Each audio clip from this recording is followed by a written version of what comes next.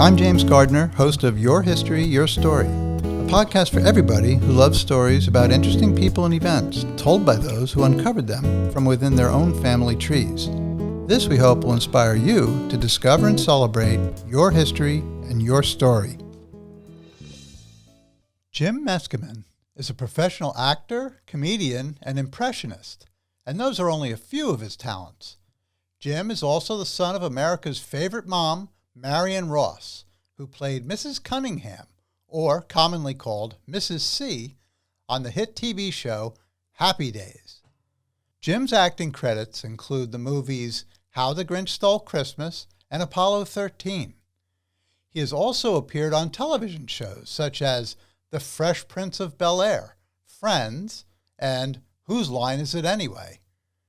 Jim is also a gifted voice artist, and his work includes the creation of voices for characters in video games. In this episode of Your History, Your Story, Jim will talk about his career and experiences that have shaped the man he is today. It's with great pleasure that we welcome Jim Meskimen to Your History, Your Story. Welcome, Jim. Thank you, James. Good to be here. Well, I'm very excited to have you on the show because you're a real talented guy and there's a lot to talk about. So I'm going to jump right in. Jim, can you tell us where you were born and where did you grow up? I was born, apparently, they tell me I was born in Santa Monica. I have a very dim recollection of what the zip code was at the time. And I grew up, my parents lived in Santa Monica, and we moved to Studio City out here in the valley. And then quickly, my dad got a job in a place called Tarzana, California. And he was working as a bank manager, which was he was not terribly well suited for that.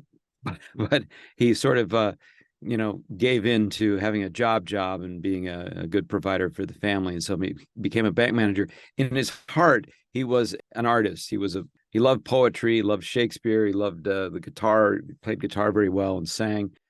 So it was probably, one of the worst decisions of his life to become a bank manager. But in any case, it brought us to Tarzana, California, which is actually where I reside to this day. So it's a little suburb outside of Los Angeles, and it's named after Tarzan because the very successful fiction writer Edgar Rice Burroughs had his estate here. In fact, I believe the whole town was his estate at one point or another. It's been all parceled off and sold off now. But that's where I live. I've spent a good deal of time here. That's interesting because right now I live in the house that I grew up in. So do I. You do? Same house? Same house, yeah. Oh, that's cool. That is so cool. So you've got this DNA of an artist DNA on your dad's side. And Let's talk about your mom. Your mom is America's mom, Marion Ross from Happy Days. And of course, a lot of other work your mom did, but tell us about your mom. Thank you. She is kind of America's mom. A lot of people consider her to be, one of the parents that raised them. And which is funny because she's just on a TV show, but they feel that way about it. They feel a lot of a kinship for her because she portrayed Mrs. C in Happy Days for 11 seasons, which is a good long run. And it definitely changed our lives to have that opportunity. So yeah, mom is she's still around. She's very happy. She's enjoying her retirement. She's just turned 94 not too long ago, and gives her regards. Have you ever spoken to her, interviewed her before? No, but I think there might be a possibility I might get to speak with her if she's willing and able. That'd be great. We'll see about it. Yeah, many people that I talk to have tell me that, we had your mom on the show a few years ago. Like, she's paved the way for me in many ways. But she was a terrific sort of mom to have for me, and very different from Marion Cunningham. Most people think, well, she must have been great to be raised by Mrs. C, but I wasn't raised by Mrs. C. In fact, nobody was raised by Mrs. C. She's a complete construct. But I was raised by Marion Ross, who was a scrappy, very energetic person who really enjoys the game of life and plays to win, and also takes a great deal of responsibility for her family. So my parents split up, unfortunately, when I was about 8. So my mom took the reins and really raised my sister Ellen and I, and also built her career. I mean, looking at it now from the advantage of time and experience that I've had, I look back at a person who decides to, by herself, raise 2 kids and pursue an acting career as being high adventure. And not everybody has the guts for that, but my mom did. And not only had the guts for it, but brought it off very beautifully and became, I think, probably a bigger star than she even imagined possible. She had a lot of high goals. She wanted, she grew up in Minnesota. She would go to the movie theater there in her small town. I don't think it was even in the town that she lived in. I think she had to go to another small town nearby where they had a movie theater. And she would see these effervescent, incredible beings that populated the truly silver screen back then. And it was like peering in a window at some alien race of people who had somehow transcended this world and become, demigods of one kind or another. And I think she looked at that with a lot of interest and ambition and just a drive to attaining that kind of presence in the world. And this is basically what she prepared herself to do. She went to acting school. She went to college and did plays. She did plays in the community theater in San Diego where she grew up, and eventually got somebody to take her for screen tests at 20th Century Fox and Paramount, and became a contract player, which just takes a lot of chutzpah and hustle and not doing other things, not socializing so much, not getting all involved with, I don't know, all the trivialities of life that a lot of us get kind of sucked into. So she was very driven, very ambitious, and her life has been a kind of a miracle, really. And she's, to this day, she just can't believe what she accomplished. She looks around at her beautiful home that she created, which is called Happy Days Farm. It's not a farm, but there are many happy days there. And she's really enjoying what she has created, and set a great example for us, for my sister and I. My sister's also a writer producer, and also a very funny lady who was a great improviser and a wonderfully comedic actress, and decided to go into writing and producing. And she worked on a little show called Friends. She won an Emmy for that. Might have heard of that one. And my sister's great. She usually tries to shoehorn me in to the shows that she's working on as a guest star, and I've got to work on several projects that she's worked on. So that's kind of the short story of my mom and what she's meant to me.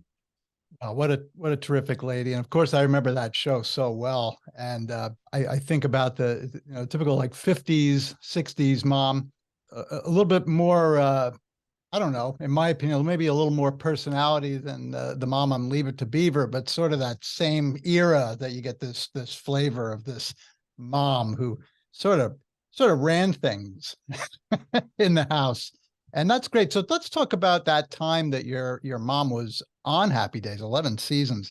Were you ever able to actually go to the set at all and see what was going on? Did you interact in that way at all? Oh, frequently, as often as I could, because it was, as you can imagine, a kind of a magical place, especially when the show became a hit.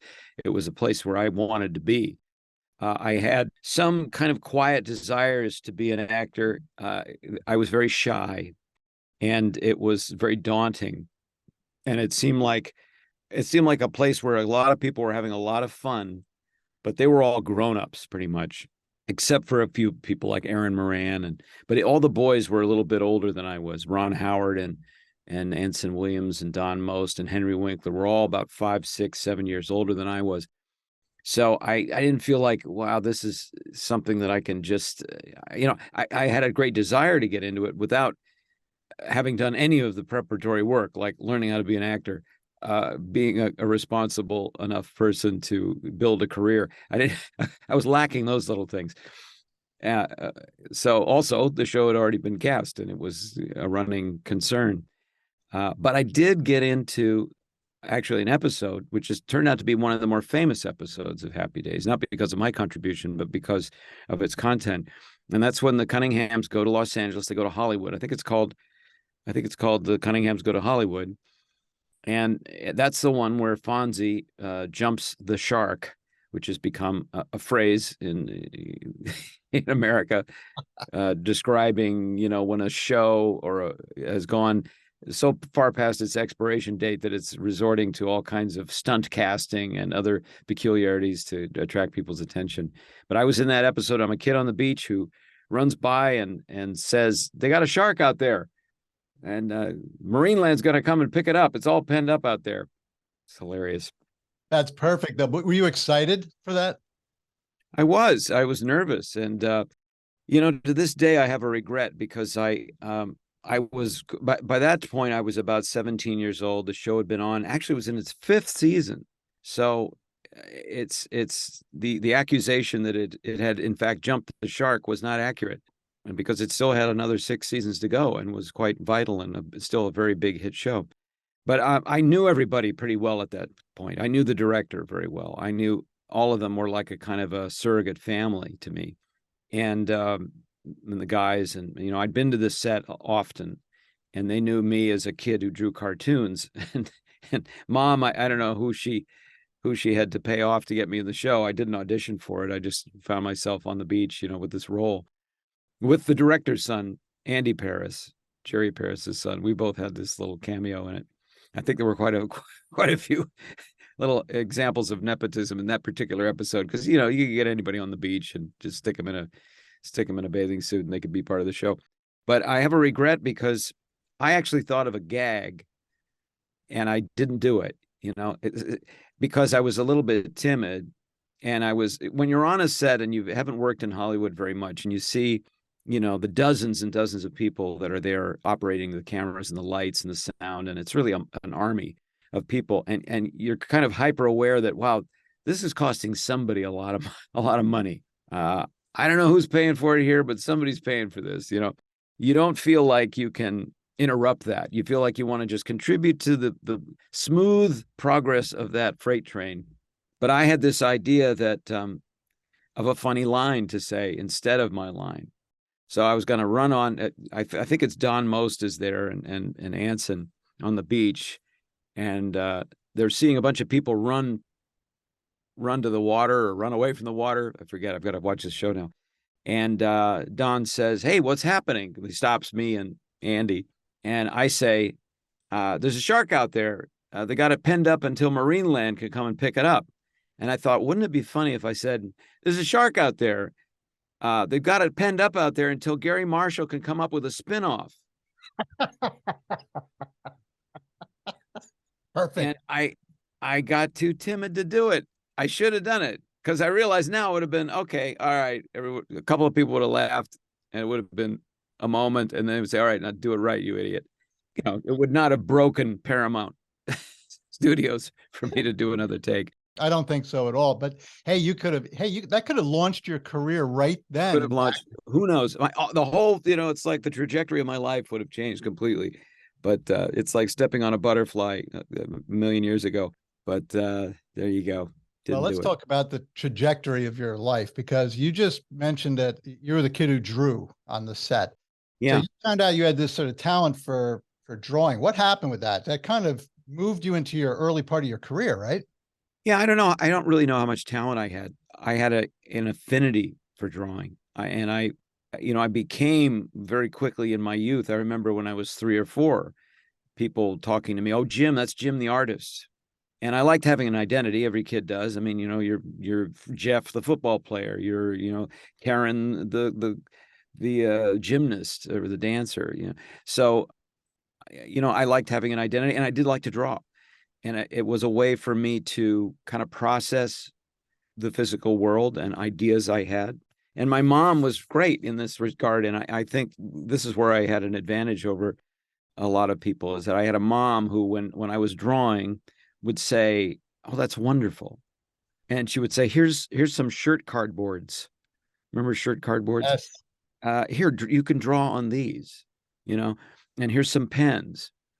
So I was always encouraged to draw, and I was admired for it and given praise and encouragement, even though, probably for the first 5-6 years, it was garbage.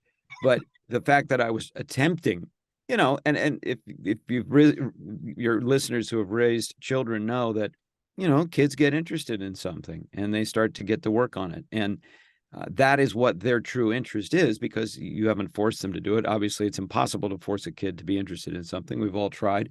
It doesn't really work. But when they do discover something that they are engaged with and want to explore, then it's a good idea to encourage them to do that, unless it's obviously dangerous or going to burn the house down or something like that.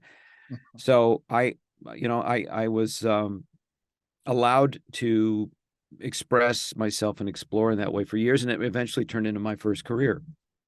Let's talk about your first career, because you and I had spoken before, and you mentioned that you worked for Rankin and Bass. Those are two names that I'm very familiar with as a kid, and the Rudolph the Red-Nosed Reindeer and Frosty the Snowman. How did you land that job, and what was that like?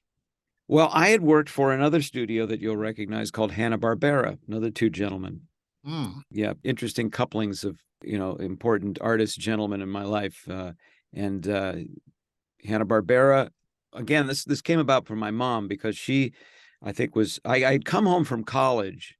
I was despondent in college. I did 1 or 2 semesters and I was like, I can't take this. I miss my girlfriend. I just feel out of sorts. I don't want to be here. So I went back home and I was laying around the house, not doing much. So my mom conspired to get me active and busy, which she was very good at doing. And she got me into an evening class at Hanna-Barbera. I don't know who she talked to or who she knew, but this again changed the trajectory of my life, because I did like to draw, and I had designs on being a professional cartoonist, illustrator. And she got me into this night class at Hanna-Barbera, where they would train you loosely, but they would train you on the various departments in an animation studio, how to do the backgrounds and the layouts and character design and in-betweens and all these different jobs that used to be done at an animation studio, now are probably mostly automated. But anyway, so I went to that class, and from that class, I must have made a good impression, because I got hired to first do a coloring book. And then I got hired on, they asked me, would you like to join the staff here? Because there's a need for a storyboard assistant to work on this show called Jana of the Jungle, which was being done by a guy named Doug Wildey, who and this is Doug Wildey. Whenever I talk about Doug Wildey, I got to do his voice, because he was a great guy from New York who wore a kind of a fisherman's cap, those kind of trout fishing cats that McLean Stevenson wore in MASH. And Doug Wildey hired me to be an assistant storyboard artist to a guy named Don Rico, who had done Captain America comic books and was by that time a pretty old guy, but a sexy old guy. He was like a really ripped and dashing, and he wore like a black silk shirt. And Don Rico was awesome. He was like a cartoon character himself. So for a few months, I was a storyboard assistant. I really didn't know what I was doing, but they were very kind and patient with me. And years later, when I went to New York City, I was trying to get work as a freelance artist, and there was a woman that took me up to Rankin Bass. She was kind of a rep, and she said, Rankin Bass is looking for someone to do storyboards for a new series they're doing called Thundercats. Oh, yeah. And so I went up there, and based on my minimal experience as a storyboard assistant, not even a storyboard artist, not a person that originates the thing, I got a job from Jules Bass to do the storyboards of Thundercats. Wow. What a big leap, huh? It was way too far for me to leap. And I really panicked, because I realized that once I got the job, I realized, boy, I really want this job and I really want this paycheck every week, but I really don't know what I'm doing. Oh, boy. And I'm going to try really hard. And so I tried really hard. And unfortunately, I really kind of crashed and burned. But to his credit, or to my eternal gratitude, Jules Bass said, we're going to take you off storyboards and we're going to put you on a character design. And I could have kissed his feet at that point. I probably should have, because that was something that I actually could do to some degree. I'd drawn and created characters all my life. just on my own lights. I just enjoyed that. And as an actor, I like to personify characters, and I could create these interesting characters that had a lot of life in them. So that is what I did for Thundercats for about a year, for the entire run of 125 episodes of Thundercats.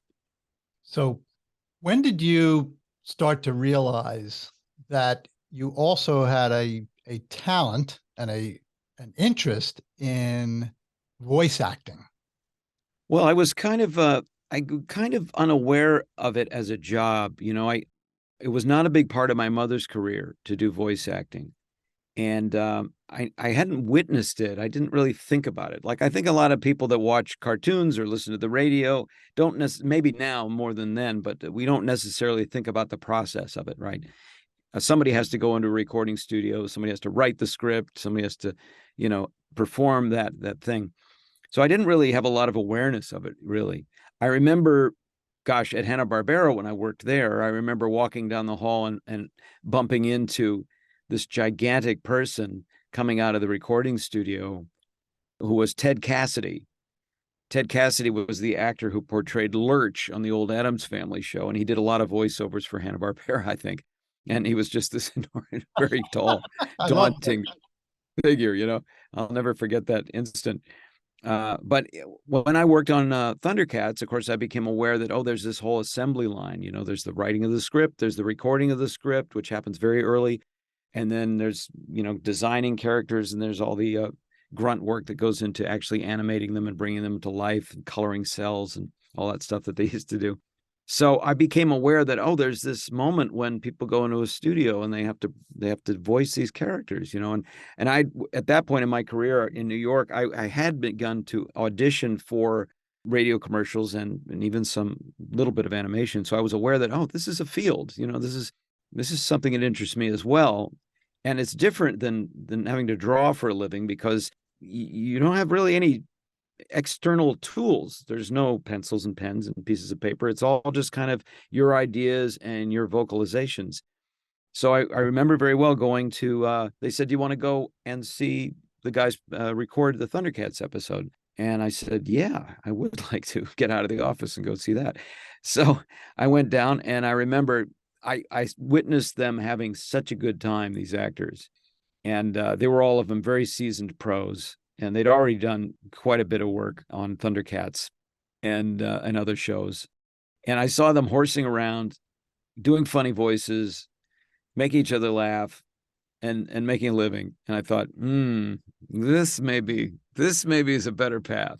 It sounded pretty good to me. So I began to consider that as like a goal, to get into that. And again, Rankin Bass helped me to do that. They were very nice there, especially Jules Bass, who ran the place. And Lee Danaker, who was his assistant. And they indulged me a lot. They were like, if you got to go to an audition during the workday, that's fine. Just get your job done. Like, well, that's fantastic. So I worked in Midtown on Fifth Avenue, near Fifth Avenue and 53rd Street. I would dash out and do auditions at lunchtime. I even dashed down to SNL and did a piece of artwork for them one time. Really? Yeah, the Michael McKean and Christopher Guest and Harry Shearer were guest starring on. They were hosting SNL, and they had this group of which the world was pretty unaware, I think, at the time, called the Folksmen, which was their folk singing tribute band. They portrayed these crazy folk singers, and part of the show was about them, and they needed to have a mock-up of a record album that they'd done that was kind of in an old-fashioned style, and they needed portraits of these characters. I mean, they didn't even have the characters quite designed yet. They didn't have like the little beards and the things all set up yet for me to work from. But I went down to 30 Rock and went up in the elevator, and I drew quick portraits of those three actors, which they used for a record album for the show for SNL. So all that to say that Rankin Bass was very nice and kind to me. They knew I was an actor. They'd come to some of my improv shows, and they never tried to shut me down. They were always very encouraging. I've been very lucky in that. And I realized with my mom, with my first major employer, they were all just fine on me, pursuing my other artistic goals. That's great. So let's talk about voice acting a little bit. What kind of skills do you have to work on to be a good voice actor? Is it just a natural ability, or do you have to really train for it? Do you have to, you talked about your artwork developing over time. Did you have to develop your voice acting? Well, I'm still developing it. The wonderful thing about art forms is that you never stop working on it. Yeah. You're always trying to do it better, faster. You're always trying to give people a richer experience. Your storytelling, plus people's tastes change. The sound and the style or the flavor of storytelling changes. We don't talk the way we used to on the radio now. When I was a kid, and when you remember, Yep. radio commercials, people would sound like this, and they'd say, "Pick up a box today." You know, we don't sound that way unless we're trying to be funny. But back then, they mean it. They really were trying to get you to get that box of Whiffos or whatever. So, yeah, voice acting. Whether it's, I mean, I don't really know where the line is between talent and an ability that one has gained through practice and interest. I just know that I listened to vocal performances with a lot of interest. And maybe my mom inspired me there too, because she would play these records. We had these LPs of various storytellers. Alexander Scourby was one of them. There was poems that we listened to. And, this was a different time. And the spoken word was something kind of theatrical that you could bring into your house and listen to on a record. And you could have a magical experience, because when a really good actor, a really good storyteller tells a story, it brings forth images in your mind. And you go on a little adventure, just like when you pick up a good book, and those little black wiggly marks on the page are your ticket to a whole nother universe of stuff. And you feel like you're having experiences. You can have all these kind of rich aesthetic experiences, which is why the arts are valuable, actually. So I remember my mom playing me, and we would play the same records over and over again. So I got used to the idea that vocal performance and acting of that kind is valuable. It's engaging. It's a way for people to help one another, to entertain one another, to help pass the tedious hour, and to express oneself. And I had a really nice introduction to that. So all my life, I've always kept an ear perked for, well, what's a really interesting vocal performance? When I hear people on the radio, that I used to listen to talk radio incessantly as a kid. I didn't listen to the rock stations very much like a normal kid. I would listen to talk radio to hear people chatter and how they express themselves. And it was, I don't know, partially living in a little bit of an isolated place in the suburbs where there aren't scads of people that you hear, not like New York City. But so I just kind of filled up and populated my world with different voices. And for better or for worse, that's been a big part of my life. A lot of observation, isn't it? Yeah. And you have to be interested. Yeah. And, I love people. I'm very interested in people. I'm very interested in what they think and how they behave and the way they express themselves. And people are infinitely interesting. They are. And let's talk about the development of those skills and of voice acting and watching and listening and being genuinely interested in people. You mentioned about doing improv work. And I know you do improv comedy.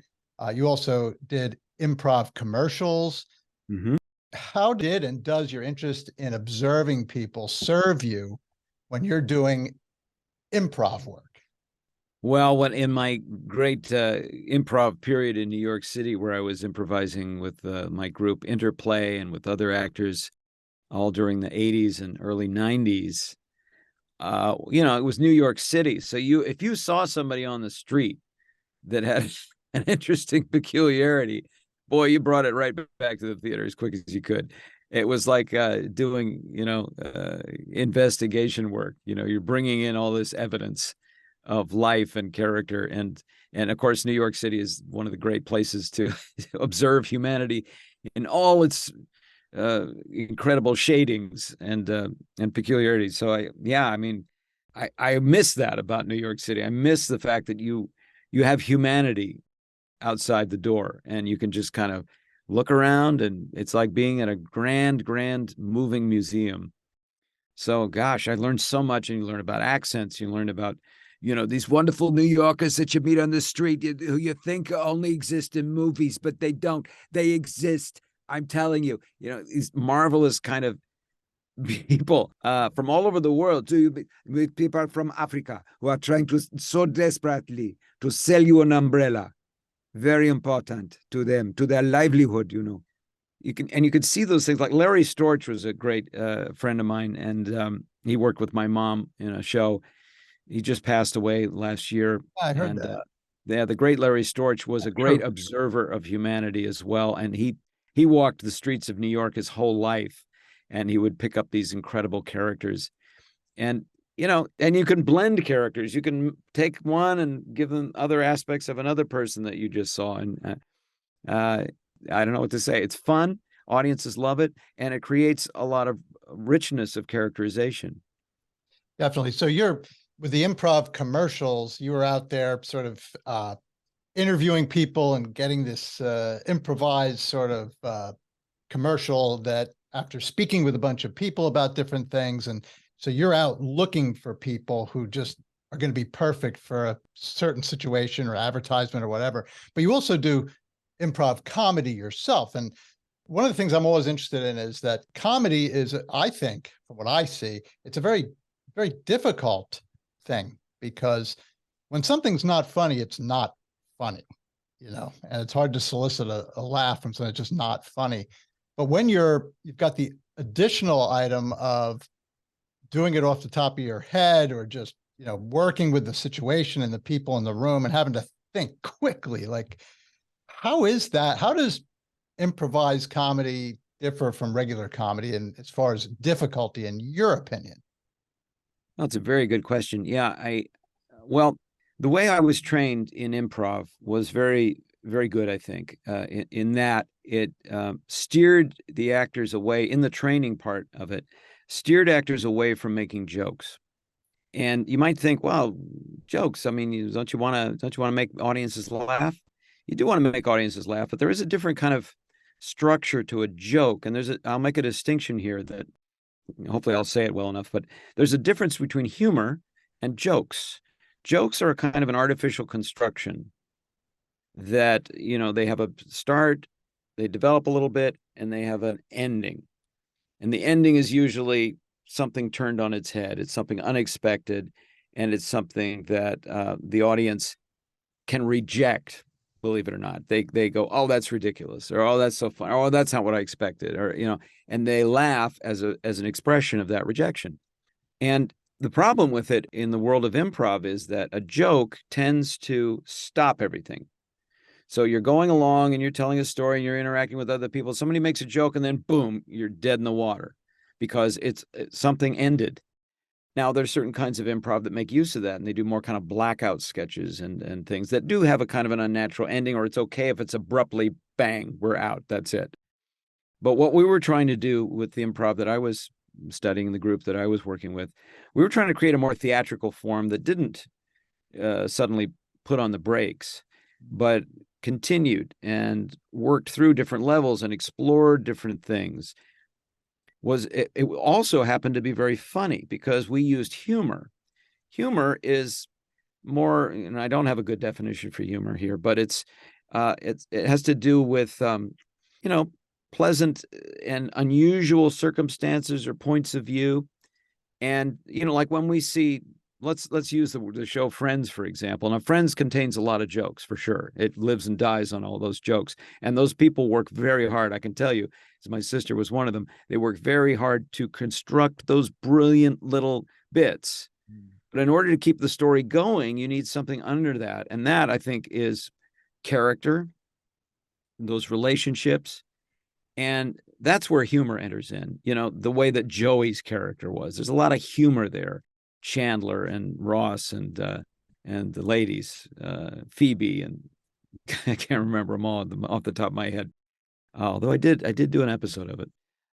But they develop a lot of humor because we know what they're thinking, and we know that they're going to come up with a joke, but we're enjoying their point of view, more than anything else. So in improv, what I discovered early on is that, it's a beautiful revelation, is that you can just sort of have a scene with two characters And you can just make no effort at all to be funny, but just play the scene. And there will be inherently enough ridiculousness in it for an audience to chuckle and laugh and smile and have all the same kind of manifestations as if they were hearing a lot of jokes without the actual joke writing, which is just a different kind of creating. It's a different goal.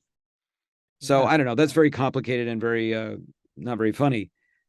I realize nothing more boring than talking about humor. But I discovered that I'm not a great joke writer. I have written a few, but it's always very taxing. It's a very specific activity. And the great comedians that have made a fortune and made their careers, like Jerry Seinfeld and others, by crafting jokes, trying them out, taking them around, honing them, and collecting them, putting them together into a tight 10 or even a half an hour. These are people that are like scientists.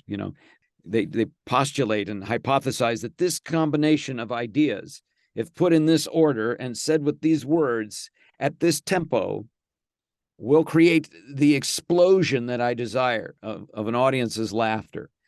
And then they try it out in the laboratory, which is a comedy club. And it works, it doesn't work. Like you said, sometimes when it's not funny, boy, it's really not funny because everybody's there with one purpose: to hear your funny joke. And then Exactly. you say something that is anything but funny, and they're like, wow, what am I doing here? My life is, I'll never get that minute and a half back. And it's grim. Definitely. Now I'm thinking about your comedy skills and your improv skills, but we've gotten a few flashes of it already here, but you do impressions brilliantly, by the way. And doing an impression really is another form of humor, isn't it? It can be. I mean, it's an art form. So it's sounding like it's taking on the viewpoint of another known person, which is different from acting, where you're taking on the viewpoint of just a character. But if I'm taking on a Groucho Marx's viewpoint, for example, all of a sudden I decide to try that on. Why? I don't know. But something that came to mind, and maybe it's because I'm getting impatient about the whole thing. Then I suddenly change the way that I hold my body. I change the kind of things that I'll say, and I'm looking at the world and relating to the world differently than I would natively. I'm doing it like I perceive the character Groucho Marx might do it. And again, like Nick Offerman on Parks and Recreation. Suddenly, I'm in a different mood entirely, and I'll slow my tempo down, and I absolutely have to raise one eyebrow in disdain at whatever's being discussed. I love it. Now, when you started voice acting, were you starting to do impressions early on, or did the impressions come later? All at the same time, really. All at the same time. Yeah, I remember doing children's stories, and I thought, oh, that character, we need 3 different voices here. So then you begin to catalog, well, what would be a good voice here? Maybe it's a kind of a Bing Crosby voice, and maybe this voice is a kind of a this voice or that voice. So I had facility at that point. Once I started pursuing my acting and voice acting, I had some control and facility, and I've been doing impressions as an amateur and just an interested person all my life at that point. I heard you do a brilliant Robert De Niro and a George W. Uh-huh. Bush. Can you give us a little sample? Well, yeah, I mean, I've done De Niro for quite some time, and the thing about Robert De Niro is, and a lot of people notice this, his mouth is upside down. He's handicapped. He can park anywhere he wants. I mean, he could anyway, but still. And George W. Bush different because he's a different character. He's Robert De Niro was never the president of anything. He's not even the president of Robert De Niro Industries, or maybe he is. I don't know. I should do my due diligence on that. I love it. I love it. That is fantastic. And what people don't see right now on this Zoom call, this is, people are listening audio, is you do the facial expressions equally as well as you do the voice. It's amazing. It looked like somebody superimposed De Niro's face onto your body, Jim, and Well, the G.W. Bush. Yeah, thank you. That's what happens. I mean, you just sort of, if you become that person very fully, you start to resemble them. And it's a little bit of an illusion too, because your mind's eye or the viewer's mind's eye is sort of filling in and making an adjustment based on what they're hearing, I think. Although on several of my videos using the deep fake technology, we push it even more by using digital stuff to make it indeed like a mask. Yeah, that's cool. Now, let's talk about acting. You have been in a number of things on TV. I know you were in the Fresh Prince of Bel-Air, which was a very, very famous show in its time. You were also in 5 Ron Howard movies, I think. Am I correct in that? Yeah, so far 5. Yeah, I'm hoping for 10. Hoping for 10, definitely. Now, I got to say this. I gotta say that the Grinch, the Jim Carrey Grinch, the Ron Howard movie, is one of our family favorites. It's an annual event. As a matter of fact, every year our family, actually we started it last year and we did it last year, and this year we're going to keep doing it, is that we all throw into a hat our favorite Christmas movies, and then we select one. And that's whatever that movie is, we have to bake something that has the theme of that movie. Oh, nice. Last year it was Home Alone 2, and my wife and I made the Plaza Hotel out of a cake, and it weighed like 35 pounds, and it didn't taste that good, but it looked good. Well, if it's any consolation, the actual Plaza Hotel doesn't taste very good either. and we did the Grinch this year. And we had to watch it before we figured out what it was we were going to make. We ended up making the Chair of Cheer sweater cookies. But we watched the movie, except this time I knew we would be interviewing you. So we watched for you in the movie, and you were the police presence in the movie. You were the chief of police. You were police officer Houlihan, correct? Officer Houlihan. Yeah, exactly. Yeah. And we always remember you with your famous line when you, with the Grinch says, are you going to cuff me? And what do you respond to that? Oh my God. Come on, I'm testing your improv here. Actually, I got the question. Well, that's not improv. I can make up something. Was that where I say, well, no, he said he's sorry. That was it. He said that was it. Okay. So I'll rephrase. Are you gonna cuff me? No. He said he was sorry. That's it.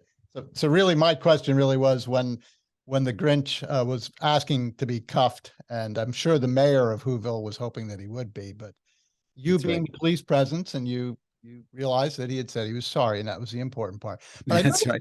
You were in a lot of scenes in that movie.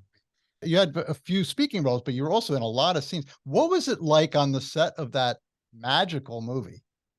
Well, it was a pretty pleasant place to hang out. It was an arduous kind of a job. I had to get up. All the actors had to get up around 4 or 5 in the morning to make it to set, to go into 3 hours of makeup, and then get on stage by 9 a.m. So you had to do that every day. And I worked for 4 months. A lot of us worked for 4 months or longer on that show. So Christmas lasted a good long time that year, as we started off in August and all through December. But it was a wonderful place to hang out, even though it was, we were often kind of tired and so forth. But, the set was a great creation. The stage where we had several large stages at Universal. The largest stage contained the Whoville set, which was designed by a guy named Michael Kornbluth. And it was constructed in a really gravity-defying way. They used technology that they borrowed, I think, from the makers of parade floats in the Pasadena Rose Bowl parade. I know they consulted with those guys to make things that looked like they defied gravity, buildings in this case, so that they had this wonderful armature underneath it that they could construct these towering, weird shapes to emulate Theodore Geisel, Dr. Seuss's wonderful designs. And then the costumes were another level, because the costumes also were done by Rita Ryak, and they were extraordinarily wrought, just beautifully done and designed and art directed to the nines. There was little tchotchkes on things, and the buttons were made, and the cuffs and the fabrics Everything was super creative. And the shoes, we wore these gigantic shoes. I wish I had those shoes because they were like a size 50 shoe.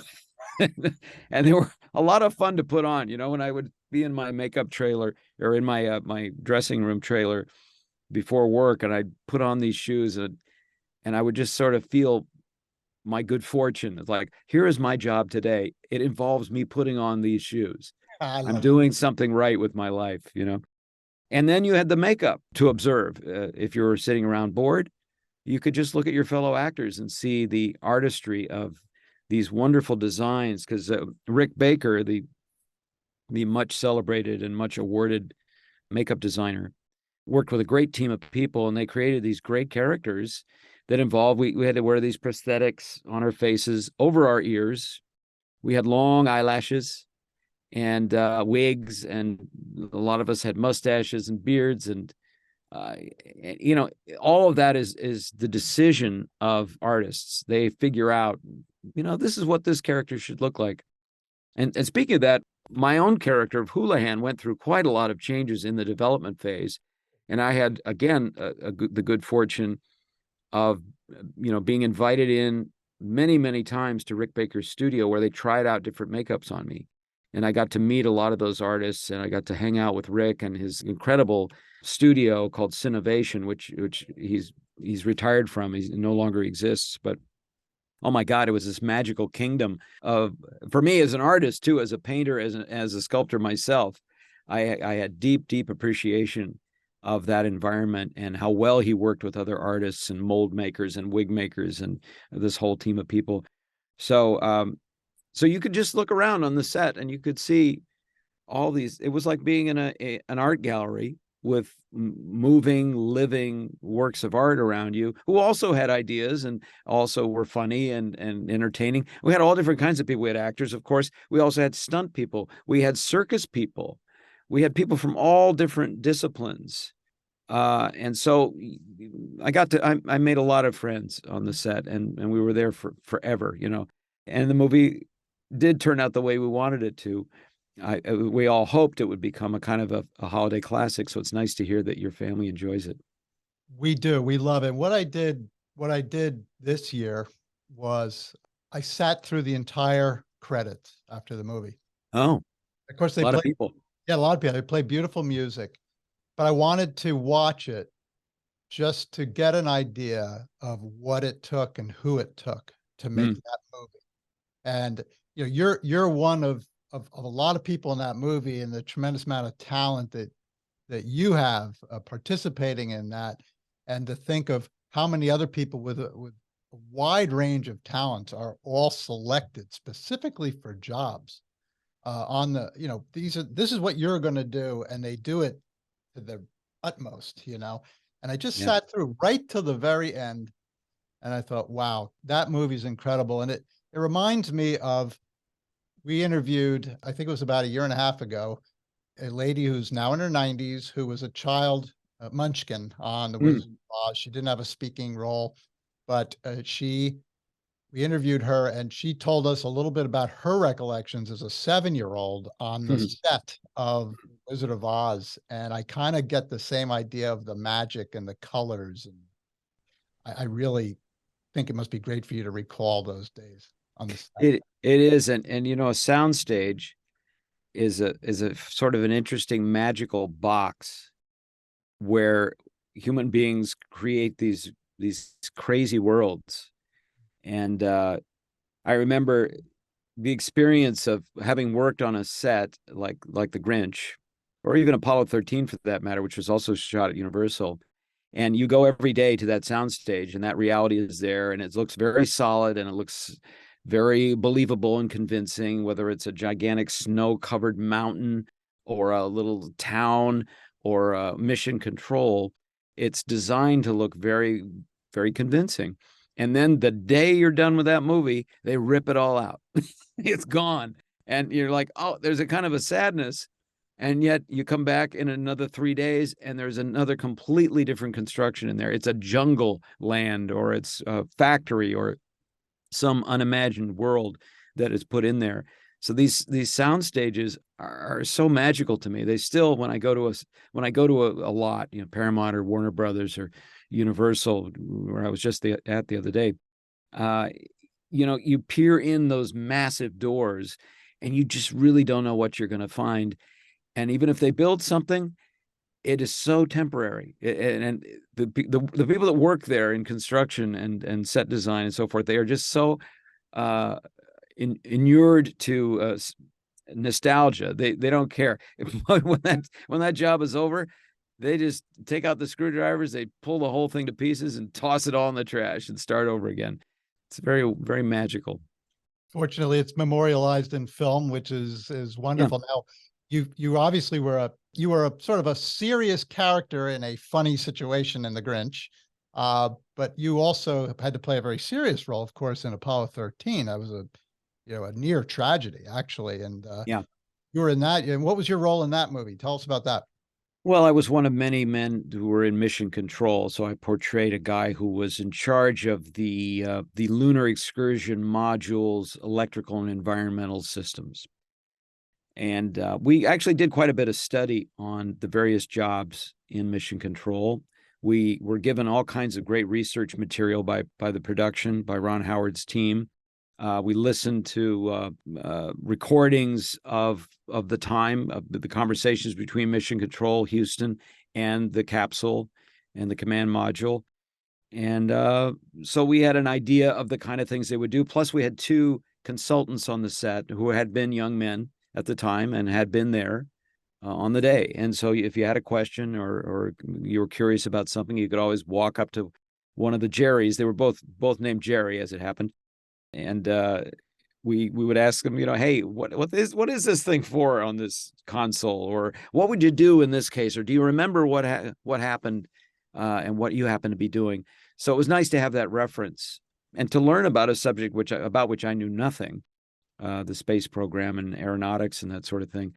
And it was fascinating. So many little things go into getting a guy on the moon or a person, and with the amount of computer power that they had back then, we were always talking about that because the guys from Houston, they would say, "Yeah, you've got more memory in your car than we had in all of NASA at that point."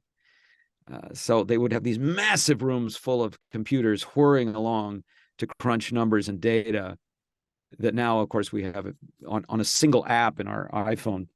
So it was a great learning experience. And I think it's a great example of a movie that's fun to watch, even though it's serious. And even though you know the ending, you can watch it over and over again because it's such a great retelling of that story. And it's a hell of a challenge. It's like, wow, we did it. It was almost a terrible tragedy. I mean, you can imagine if we had not pulled that off, if the people at NASA had not figured it out, that we would have 3 corpses floating around the planet right now in orbit.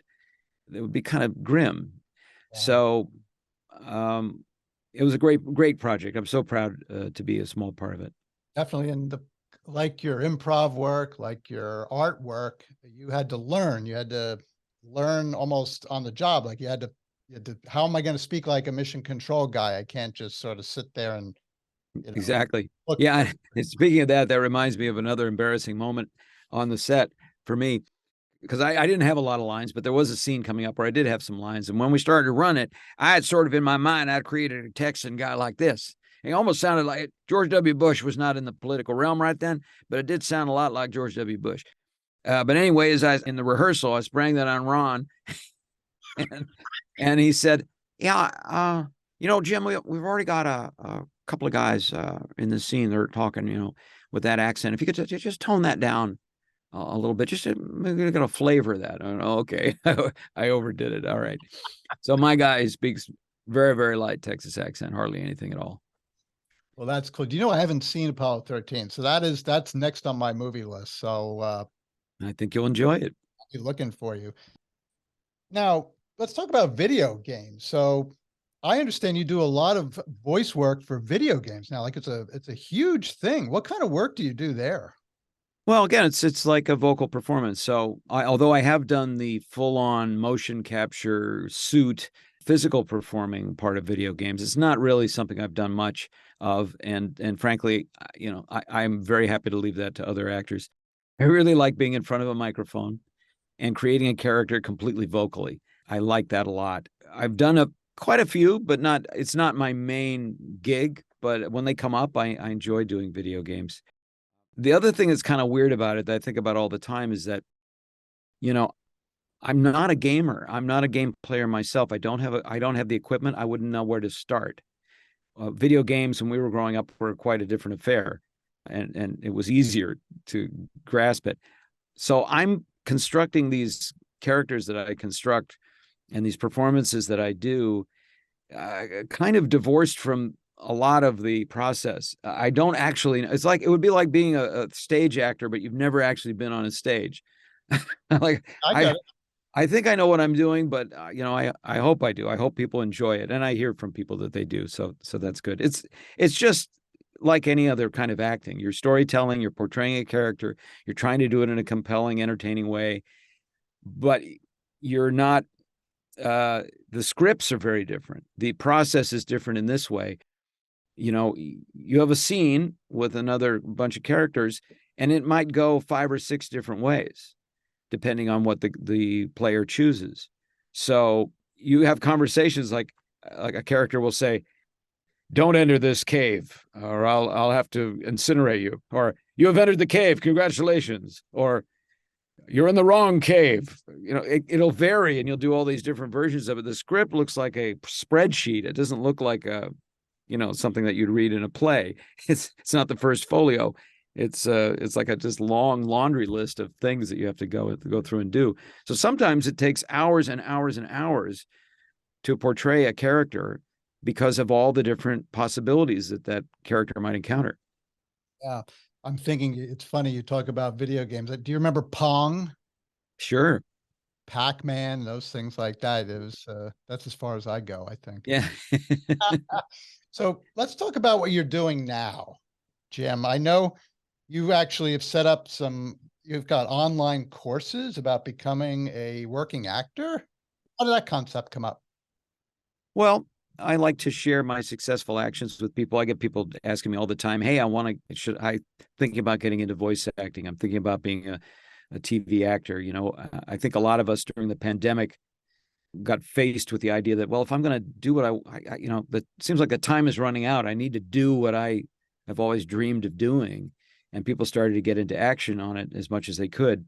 So I created a series of videos and ebooks that are basically my best actions, the things that I do to keep working, and the ways that I've built a career and kept it moving over the long haul. And it's stuff that I learned from my mom. It's something that things that I learned from my own experience moving forward, and from other actors too, observing things that they did that worked.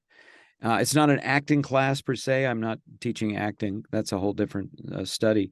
But it's just if you are an actor and you want to build your career and you want to keep working and you want to explore different things, how do you manage your life? How do you manage auditions? Do you need an agent? How do you get an agent? Where does that start? What are the various steps that someone needs to do? And I shared to the best of my ability, my best practices regarding that. I think that's great that you're sharing those experiences and your talents with other people. That's great. What about your one-man show, Jimpressions? What's going on with that? Well, 10 years ago, I wrote a show so that I could start to reach out and just kind of perform for people and demonstrate my abilities. And I was in Los Angeles, where it's very difficult to find an audience. It's very difficult to get people out to the theater. It's not built into the Los Angeles culture very well. And as time goes on, I think it gets harder and harder. Fewer people have even heard of what the theater is. So I created a video. I thought, well, I'll do a video of a part of my show and I'll put it on YouTube, and maybe that'll help get some people in. And the video I created was a thing I do called Shakespeare and Celebrity Voices. And it's a speech from Richard III that I do in 24 different celebrity voices, all in one take, very seamless and very entertaining. And that video went viral at a time when, for me, I hadn't had many viral hits. So And that filled my theater and kept me busy and created a lot of opportunities for me, including America's Got Talent and a TV series that I starred in called Impress Me with Ross Marquand. So by just sort of getting busy and creating a show and then promoting that show, I created this trajectory of the next 10, 11 years of opportunities and things, and build a career that I probably should have done, in the 80s, but we didn't have the internet back then, or if we did, it was wrapped up somewhere in somebody's basement. Yeah, so Jimpressions is an outgrowth of that, and I have to. I'm rewriting it now because of course, it was a pre-pandemic script, and now it has to be a post-pandemic script. But I'm looking forward to touring with it again soon. In the meantime, I'm feeding YouTube and TikTok and putting all kinds of content up and trying out different things and seeing what it is that people enjoy. That is great. I'm so glad to hear that. I see also that you also do the voice of Colonel Sanders. That's right. I've been doing the voice of Colonel Sanders now for about 6 years for the KFC brand on their commercials and advertising and different things. And that's something I remember because back in the day, Colonel Harlan Sanders used to do his own commercials. So I've probably absorbed, if you talk about content, probably absorbed dozens or hundreds of hours of Colonel Sanders content just by virtue of being a kid watching TV. I love it. And I'm thinking now, as we're emerging out of COVID and all that, so are you going to be on the road a lot? I don't know. I imagine I will be. I know I'm going back to Atlanta to continue working on a TV show that I'm working on called The Big Door Prize. And I hope to. I just got back from New York City where I was working on another couple of shows. So, travel has always been a big part of my career. I don't have a tour booked or anything like that. And I don't know if that's really feasible or not. I'll have to kind of see. But I enjoy getting in front of audiences, but I also am pretty hot on concentrating on television and film right now, and really digging into that world a little heavier. So I'll probably stay in town and then do stuff online. I saw a clip of a show that you've been in recently called Gaslit. You did a great job. Oh, thank you. Yeah, that was a really fun project. That's on Stars, and I got to play a Senator Edward Gurney, and I worked with Julia Roberts and Sean Penn. So you can't get much better than that. It was a great experience. So how can people find out more about you and your Jimpressions and your online courses? How can people, learn more about Jim Meskimen? Well, thanks. Well, I'm at jimmeskimen.com. That's my general website. But for the course, if you have anybody in your life that's interested in working as an actor, or maybe you're an actor yourself and you want to move things forward or keep going or just make a new beginning, you can go to jimworkingactor.com, jimworkingactor.com. And then I'm on TikTok at Jim Meskimen, and Instagram, Jimpressions, at Jimpressions, and my YouTube channel. By the way, I'm going to be doing different interviews with different celebrities on my YouTube channel as well. I've got one with Rich Little coming up, and those will be there. And then I have daily videos up that we put with impressions and all kinds of different content that we experiment with. So there's a lot there on the socials where you can find me. That is great. I remember Rich Little when I was a kid. He did a great Richard Nixon. I remember that one. Yeah, that was a big one. Yeah.